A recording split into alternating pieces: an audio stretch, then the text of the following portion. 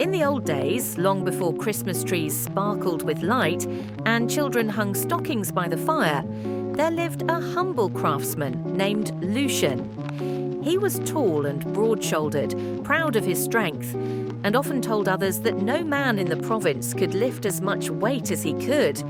Yet for all his strength, his pockets were always empty.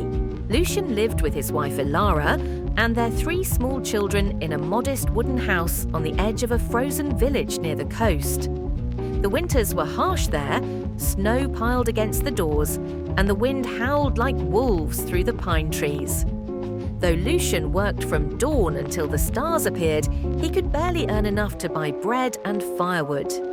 Each night, he dreamed of saving money, buying better tools, and giving his children a life of comfort. But every morning, reality greeted him with the same cold hunger. One winter afternoon, Lucian met a blacksmith named Darius. Sparks danced like fireflies in Darius's forge, and the ringing of hammer on anvil echoed through the valley. Darius had more orders than he could manage: horseshoes for travelers, tools for farmers, and weapons for the town guards. Lucian saw an opportunity. "Let me help you," he said confidently. "I'll do the hardest work in your shop, and I'll make you rich before spring comes." Darius smiled beneath his soot-stained beard. "If you can keep up with me," he said, "I'll pay you well, enough to fill your purse and your stomach."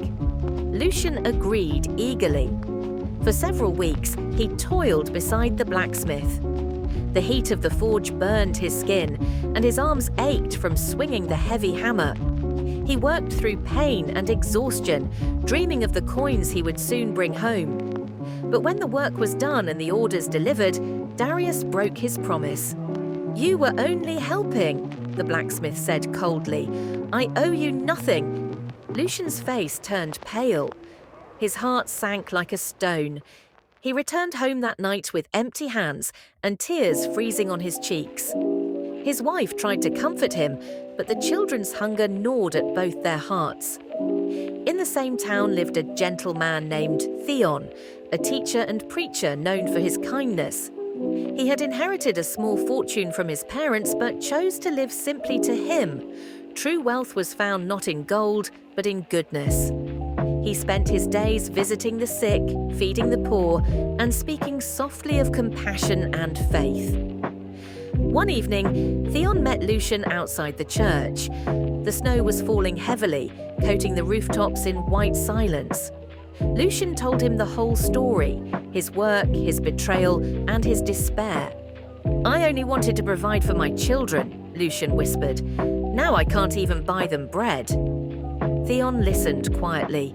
He placed a hand on Lucian's shoulder and said, "Sometimes those who give with an open heart receive far more than those who keep their promises in gold." That night, while the village slept, Theon filled a small leather pouch with gold coins, more than Lucian had ever seen. He carried it through the snow until he reached Lucian's home. The windows were dark, and smoke rose faintly from the chimney. He leaned a ladder against the roof, climbed up carefully, and dropped the bag of gold down the chimney. The coins tumbled softly into the hearth below, landing beside the ashes of the dying fire. When morning came, Lucian discovered the bag. His eyes widened, and his voice trembled as he called his wife and children. "Look, someone has blessed us." He ran outside, hoping to find his mysterious benefactor, but the snow had already covered every footprint. News of the secret gift spread quickly through the town. People whispered of Theon's generosity, though he never admitted it.